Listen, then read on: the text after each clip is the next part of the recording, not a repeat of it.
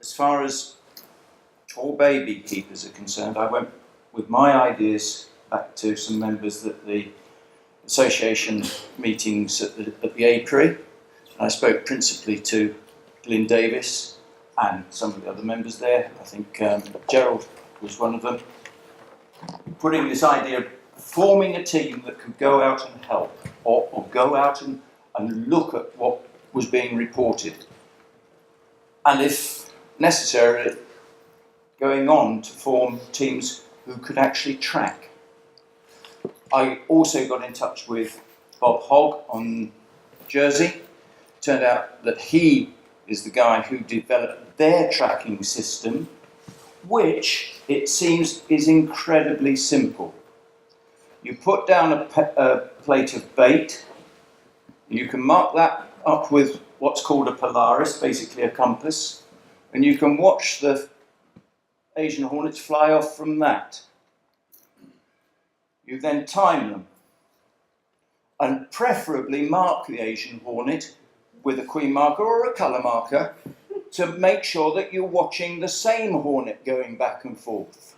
Because then you know you're only dealing with one nest.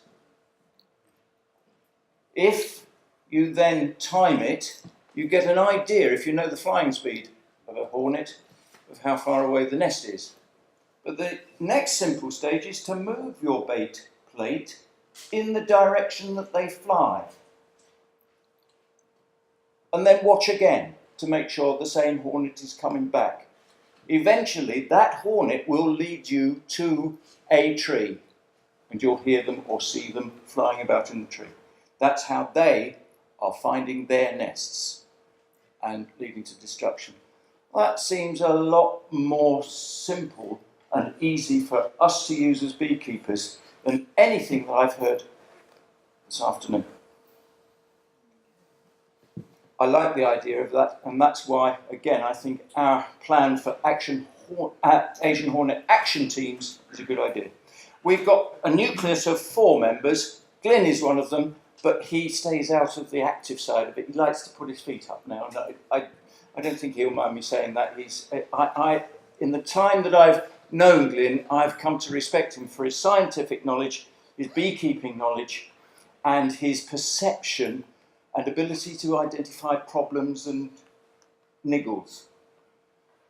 So I want him on the team at all times. But the other members of the team are Mike Ticehurst, who some of you know, there's Jerry there, there's myself at the moment, and we are actively recruiting for more members from our own association, and I hope local associations nearby to us.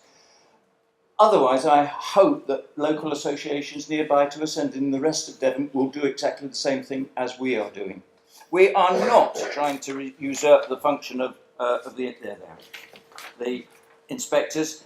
We have 4-fold aims of the association. The first is to increase the number of people on each case of incursion to assist inspectors in their job.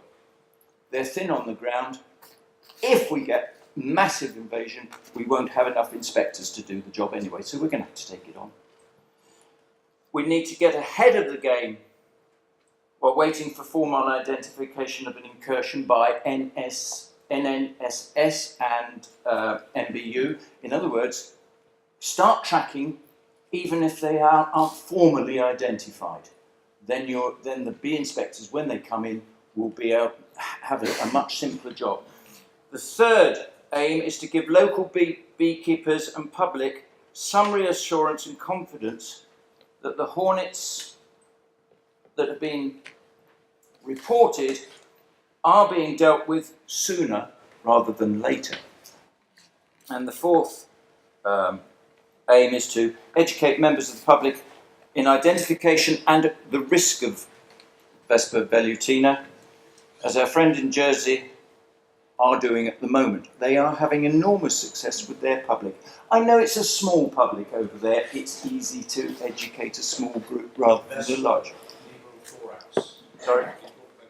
Vespa velutina nigrothorax. Yes, I understand that there are several colour variants, but we are only dealing with the one in Europe.